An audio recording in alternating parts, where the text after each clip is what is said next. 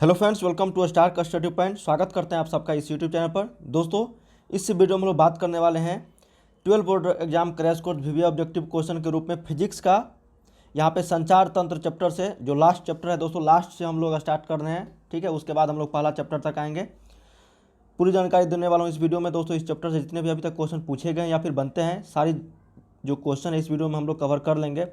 अगर आप भी दोस्तों क्लास 12 के छात्र हैं तो इस चैनल को जरूर सब्सक्राइब करके बेल आइकन को प्रेस कर दीजिएगा, और वीडियो पसंद आता है तो लाइक जरूर करना दोस्तों, और शेयर भी कर दीजिएगा। इसी तरह के आप लोगों को रेगुलर वीडियो देखने को मिलेगा दोस्तों, हर सब्जेक्ट का यहाँ पे चैप्टर वाइज पहले, उसके बाद जो होगा वो मॉडल सेट और प्रीवियस ईयर्स क्वेश्चन भी देखने को मिलेगा। ठीक है, हम लोग छठ जो है रेगुलर यहाँ पे काम करेंगे दोस्तों, और आप लोगों को काफ़ी सारे वीडियो जो है प्रोवाइड होगा। ठीक है, आप लोगों के लिए तो चैनल को सब्सक्राइब कर लीजिएगा, ताकि आप लोगों को एक भी क्वेश्चन जो है बोर्ड परीक्षा मिस नहीं हो, खास करके फिजिक्स, केमिस्ट्री, बायोलॉजी और हिंदी, मैथमेटिक्स, इंग्लिश में क्लास 12 के, ठीक है, साइंस स्ट्रीम छात्रों के लिए। तो बने रहिएगा दोस्तों इस वीडियो के साथ। और इस तरह के क्वेश्चन को प्रैक्टिस सेट करना चाहते हैं तो डिस्क्रिप्शन में लिंक है, या फिर गूगल पे सर्च कीजिएगा starstudypoint.com। वहाँ पे आप लोगों को जाके सभी सब्जेक्ट का चैप्टर वाइज हिंदी और इंग्लिश दोनों मीडियम छात्रों के लिए अपलोड कर दिया गया है दोस्तों। जाके आप लोग तैयारी कर सकते हो और ऐप भी डाउनलोड कर सकते हो। वहाँ पे प्रैक्टिस सेट भी जल्द से जल्द आने वाला है दोस्तों। काफ़ी सारी वहाँ पे काम अभी बाकी हुआ है। चलिए यहाँ पे पहला क्वेश्चन देखते हैं कि फैक्स का अर्थ। देखिए, ये संचार तंत्र चैप्टर से जितने भी क्वेश्चन बने हैं हम लोग लेकर आए हैं, तो और ये सभी क्वेश्चन पूछा हुआ है, और जो इंपॉर्टेंट है वही आप लोग को बता रहा है। ठीक है,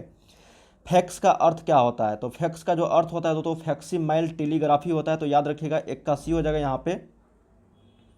ठीक है, 2 नंबर है दोस्तों कि लघु तरंगों का प्रास जो होता है, रेंज जो होता है लघु तरंग, छोटे तरंगों का, वो कितना होता है? 300 मेगा हर्ट्ज है, या 30 मेगा हर्ट्ज से 300 मेगा हर्ट्ज के बीच होता है। ठीक है, तो याद रखिएगा ये लघु तरंगों का जो रेंज होता है दोस्तों, वो 300 मेगा हर्ट्ज से लेके 30 मेगा हर्ट्ज से लेकर 300 मेगा हर्ट्ज के बीच होता है। तो 2 का सही उत्तर आपका ए हो जाएगा यहाँ पे।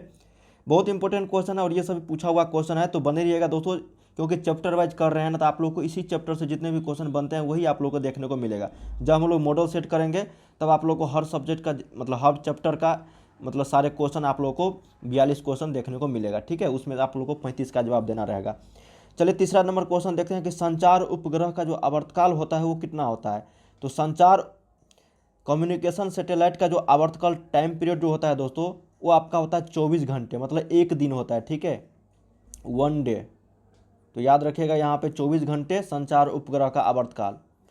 चलिए 4 नंबर देखते हैं कि आयाम मॉडुलन सूचकांक का जो मान होता है, ये पूछा हुआ क्वेश्चन है, और आप लोग देखे भी होंगे मॉडल सेट में, काफ़ी बार मैंने आप लोग को बताया भी है। ये 0 से 1 के बीच में लय करता है दोस्तों, उसका वैल्यू आयाम मॉडुलन सूचकांक का मान। ठीक है, तो याद रखिएगा 4 का सी। बहुत सिंपल क्वेश्चन रहते हैं दोस्तों, तो घबराना नहीं है, बहुत सिंपल क्वेश्चन रहेंगे। वैसी युक्ति जो मॉडुलन तथा वी मॉडुलन, देखिए मॉडुलन तथा वी मॉडुलन दोनों का कार्य करता है, उसे हम लोग क्या बोलते हैं? तो उसे जो हम लोग बोलते हैं दोस्तों वो मोडेम बोलते हैं। ठीक है, मोडेम उसको बोलते हैं, उस युक्ति का नाम है मोडेम। ठीक है, जो मॉडुलन तथा वी मॉडुलन दोनों का काम करता है उसे हम लोग मोडेम बोलते हैं। तो याद रखिएगा यहाँ पे 5 का सी। 6 नंबर है, ये बहुत इंपॉर्टेंट क्वेश्चन है कि वातावरण के किस सतह से रेडियो वेव्स परावर्तित होती है? रेडियो तरंग जो आप लोग पढ़े होंगे दोस्तों, वो कहाँ से परावर्तित होती है? वातावरण के किस सतह से? ठीक है, किस मंडल से? तो वो होता है आपका आयनोस्फीयर से। ठीक है, आयन मंडल से। तो याद रखिएगा यहाँ पे 6 का ए। 7 नंबर है बहुत इंपॉर्टेंट कि मोबिलिटी की एसआई इकाई क्या होती है, मतलब एसआई मात्रक मोबिलिटी। ठीक है, मोलालिटी ये आप लोग केमिस्ट्री में पढ़े होंगे, लेकिन मोबिलिटी यहाँ पे पूछा गया है कि मोबिलिटी की इकाई क्या होती है। तो ये पूछा हुआ क्वेश्चन है दोस्तों 2017 में। ये एम्पियर गुने मीटर, ठीक है, एम्पियर गुने मीटर अपॉन न्यूटन होता है। तो याद रखिएगा यहाँ पे सही उत्तर 7 का ए हो जाएगा। ठीक है, चलिए 8 नंबर देखते हैं। वीडियो कैसा लगा वो जरूर कमेंट करिएगा दोस्तों आप लोग, और वीडियो को शेयर जरूर कीजिएगा हर दोस्तों के पास, ताकि बहुत सारे छात्र जुड़ पाए और काफ़ी सारे वीडियोज मैं आप लोग के लिए प्रोवाइड करवा सकूँ। ठीक है, और चैनल को सब्सक्राइब कर लीजिएगा। मॉडुलन कितने प्रकार का होता है? तो मॉडुलन जो होता है दोस्तों 3 प्रकार का होता है। तो याद रखिएगा यहाँ पे 8 का बी हो जाएगा, 3 टाइप्स ऑफ मॉडुलन। ठीक है, 9 नंबर है कि मॉडुलन के विपरीत प्रक्रिया को हम लोग क्या बोलते हैं? एक मॉडुलन उसके विपरीत, ठीक है, विपरीत काम करने वाले प्रक्रिया को बी मॉडुलन बोलते हैं। ठीक है, तो याद रखिएगा यहाँ पे 9 का ए। और मॉडुलन और बी मॉडुलन जो मतलब उसके लिए जो होता है दोस्तों, वो जो दोनों का के लिए कार्य करता है, उस युक्ति का नाम मैंने आप लोग को बताया था मोडेम। याद रखिएगा, वो काफ़ी इंपॉर्टेंट क्वेश्चन था। जो मॉडुलन तथा वी मॉडुलन दोनों का कार्य करता है, उस युक्ति का नाम मॉडेम था। लेकिन यहाँ पे मॉडुलन के विपरीत प्रक्रिया को हम लोग बी मॉडुलन कहते हैं। अब आया क्वेश्चन दोस्तों कि लंबी दूरी तक, क्या क्वेश्चन है दोस्तों यहाँ पे कि लंबी दूरी तक रेडियो प्रसारण के लिए, देखिए लंबी दूरी तक रेडियो प्रसारण के लिए निम्नलिखित में से मुख्यतः किसका उपयोग किया था, मतलब किस तरंग का उपयोग करते हैं दोस्तों लंबी दूरी तक रेडियो जैसे ही रेडियो प्रसारण आया दोस्तों वो समझ लेना कि आयन मंडल का ही बात हो रहा है। तो सही उत्तर यहाँ पे 10 का सी हो जाएगा आयन मंडली तरंगों का। ठीक है, 11 नंबर है, ये काफ़ी बार क्वेश्चन पूछा गया है दोस्तों, डायरेक्ट पूछ दिया जाता है बिना किसी डिजिट को चेंज किए हुए कि टीवी के किसी स्थान पर एक टीवी परसेंट टावर की ऊंचाई जो है 245 मीटर है, जितनी अधिकतम दूरी तक इस टावर का प्रसारण पहुंचेगा वह कितना होगा, मतलब कितना किलोमीटर दूरी तक जो है टावर का प्रसारण पहुंचेगा यदि टावर की ऊंचाई जो है 245 मीटर यहाँ पे बताया गया है। तो ये 56 किलोमीटर तक पहुंचेगा दोस्तों। तो याद रखिएगा यहाँ पे 11 का सी डायरेक्ट पूछ दिया जाता है, एक भी चेंजेज नहीं रहते हैं क्वेश्चन में। ठीक है, अगर पूछना रहा तो। 12 नंबर है कि टीवी प्रसारण के लिए जिस आवृत्ति रेंज का जो उपयोग करते हैं वो कितना होता है।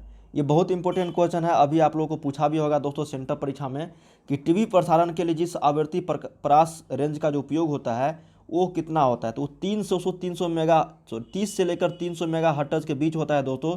तो याद रखिएगा यहाँ पे 12 का सी। ठीक है, देखिए 30 और 300 ये किलो हर्ट्ज और मेगा हर्ट्ज में पूछ दिया जाता है दोनों में, तो ये मेगा हर्ट्ज आप लोग मारना दोस्तों। ठीक है, तो यहाँ पे 12 का सी उत्तर आपका सी हो जाएगा। 13 नंबर देखते हैं कि जो युक्ति मॉडुलन तथा बी मॉडुलन दोनों का कार्य करती है कहलाती है। अभी जस्ट मैंने आप लोग को बताया दोस्तों कि दोनों के लिए जो कार्य करता है उसको हम लोग मॉडेम बोलते हैं ना, तो उससे उत्तर यहाँ पे 13 का डी हो जाएगा आपका। 14 नंबर है कि प्रकाशीय तंतु ऑप्टिकल फाइबर, बहुत इंपॉर्टेंट क्वेश्चन है, VVI इंपॉर्टेंट है। ठीक है, याद रखिएगा ऑप्टिकल फाइबर का जो सिद्धांत है किस पे जो काम करता है, तो टोटल इंटरनल रिफ्लेक्शन मतलब पूर्ण आंतरिक परावर्तन पर जो है काम करता है, TIR। ठीक है, याद रखिएगा।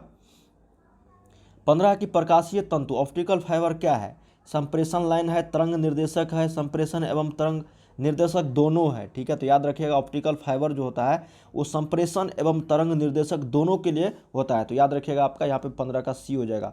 चलिए 16 नंबर देखते हैं कुछ और क्वेश्चन यहाँ पे, क्योंकि चैप्टर वाइज कर रहे हैं तो इसमें तो 42 ऑब्जेक्टिव आप लोग को बताएंगे नहीं। 16 है कि वैसी युक्ति, यहाँ पे युक्ति जो रेडियो तरंगों द्वारा दूर की वस्तुओं की स्थिति, उसकी दूरी तथा चलाने की दिशा का पता लगाता है, उसे हम लोग क्या बोलते हैं। देखिए उस युक्ति का नाम बताना है दोस्तों जो रेडियो तरंग के द्वारा दूर की वस्तुओं की स्थिति और उसकी दूरी, कितनी दूरी पर है दूर की वस्तुओं की स्थिति में, और चलाने की दिशा का जो पता लगाता है उसको हम लोग बोलते हैं रडार दोस्तों। तो याद रखिएगा यहाँ पे 16 का भी रडार का ही प्रयोग किया जाता है, जो दूर की वस्तुओं का स्थिति और दूरी पता लगाने में और चलने की दिशा में। ठीक है, तो याद रखिएगा यहाँ पे 16 का बी हो जाएगा रडार से ही। बहुत इंपॉर्टेंट है कि प्रकाशीय तंतु के लिए ऑप्टिकल फाइबर के लिए सामान्यतः क्रिटिकल एंगल क्रांति कोण का जो मान होता है वो कितना होता है, तो वो आपका होता है दोस्तों 77 डिग्री। तो याद रखिएगा यहाँ पे 17 का डी होगा प्रकाशीय तंतु के लिए सामान्यतः क्रांति कोण का मान। चलिए नेक्स्ट क्वेश्चन देख लेते हैं कुछ और, कि पूर्ण तरंगी दृष्टिकरण में यदि निवेश आवृत्ति 50 हर्ट्ज है तो निर्गम जो आवृत्ति होगी, निवेश इतना है और निगम आवृत्ति अगर पूछा जाए तो ये 25 हर्ट्ज हो जाएगा दोस्तों पूर्ण तरंगी दृष्टिकरण में। तो याद रखिएगा यहाँ पे 18 का सी हो जाएगा। ठीक है, और ये क्वेश्चन पूछा हुआ है 2019 में। 19 नंबर है कि आकाश तरंग स्काई वेव का जो संचार आधारित है, आकाश तरंग स्काई वेव, वो आपका किस पे आधारित है, किस संचार पे, तो वह आयन मंडल द्वारा परावर्तन पर। तो याद रखिएगा यहाँ पे 19 का ये हो जाएगा आयन मंडल द्वारा रिफ्लेक्शन पे जो होता है वो स्काई वेव काम करता है। चलिए नेक्स्ट क्वेश्चन देख लेते हैं 20 नंबर दोस्तों कि उपग्रह संचार में विद्युत चुंबकीय तरंग का कौन सा भाग प्रयुक्त होता है। सैटेलाइट कम्युनिकेशन में विद्युत चुंबकीय तरंग का कौन सा भाग प्रयुक्त होता है दोस्तों, वो होता है आपका सूक्ष्म तरंग। ठीक है, तो याद रखिएगा यहाँ पे 20 का डी हो जाएगा सूक्ष्म तरंग। ठीक है, सूक्ष्म तरंग का प्रयोग किया जाता है दोस्तों उपग्रह संचार में विद्युत चुंबकीय तरंग के रूप में। ठीक है, ये सभी विद्युत चुंबकीय तरंग है, उनमें से प्रयोग होता है सूक्ष्म तरंगों का। चलिए 21 नंबर देखते हैं दोस्तों कि भू तरंगों के प्रेषण में प्रयुक्त आवृत्ति पर। देखिए हालांकि ये क्वेश्चन पूछा हुआ नहीं है, लेकिन मैं आप लोग को बताता हूँ, तो टीवी प्रसारण के लिए जिस आवृत्ति पूछा जाता है ना कि टीवी प्रसारण के लिए, तो उसी तरह से आकाश तरंगों के लिए और भू तरंगों के लिए भी पूछा जा सकता है। तो याद रखिएगा यहाँ पे अगर भू तरंगों के प्रेशर में प्रयुक्त आवृत्ति रेंज अगर पूछता है आप लोगों से तो वो 500 किलो हर्ट्ज से 1500 किलो हर्ट्ज के बीच होगा। तो सही उत्तर यहाँ पे 21 का बी आप लोग याद रखिएगा।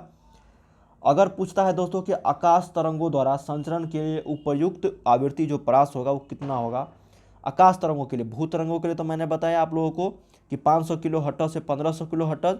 अगर आकाश तरंगों के लिए पूछा जाए तो यही होगा आपका दोस्तों 2 मेगा हर्ट्ज से 20 मेगा हर्ट्ज के बीच। तो याद रखिएगा ये तीनों क्वेश्चन टीवी प्रसारण वाला और भू तरंग वाला और आकाशीय तरंग वाला, ये तीनों क्वेश्चन आप लोगों के लिए इंपॉर्टेंट रहेगा आगे के बोर्ड, क्योंकि अभी जस्ट पूछा था सेंटर परीक्षा में टीवी प्रसारण के लिए, क्योंकि हमेशा पूछता है दोस्तों टीवी प्रसारण वाला क्वेश्चन। तो इस वीडियो में आप लोगों को टोटल 22 क्वेश्चन बताया है दोस्तों। उम्मीद करते हैं इस वीडियो के माध्यम से काफ़ी सारे चीज़ों की जानकारी आप लोगों को मिला होगा और पता भी चला होगा कि किस तरह के लेवल रहते हैं आप लोगों के बोर्ड परीक्षाओं में। और ये सभी क्वेश्चन प्रीवियस ईयर्स के मॉडल सेट और प्रीवियस ईयर्स के क्वेश्चन पेपर था, जो मैंने आप लोगों को सभी क्वेश्चन लगभग बता दिया जो इंपॉर्टेंट था। ठीक है, इसी तरह के और भी वीडियो देखना चाहते हैं चैनल की मदद से दोस्तों, तो वीडियो को लाइक जरूर करना और शेयर जरूर कीजिएगा दोस्तों अपने दोस्तों में व्हाट्सएप पे। ठीक है, ताकि बहुत सारे छात्र जुड़ पाए इस चैनल के साथ और सब्सक्राइब करके रखें। मिलते हैं नेक्स्ट वीडियो में दोस्तों किसी और टॉपिक को लेकर, कोई और सब्जेक्ट को लेकर। मैं आप लोगों को छठ के बाद जो टाइम टेबल बता दूंगा दोस्तों कि किस टाइम टेबल में कौन से सब्जेक्ट का अपलोड होगा वीडियो। ठीक है, तो बने रहिएगा दोस्तों, बहुत मेहनत करने वाले हैं इस चैनल के माध्यम से आप लोगों के लिए। ठीक है, मिलते हैं नेक्स्ट वीडियो में दोस्तों, देखने के लिए आपका बहुत बहुत धन्यवाद।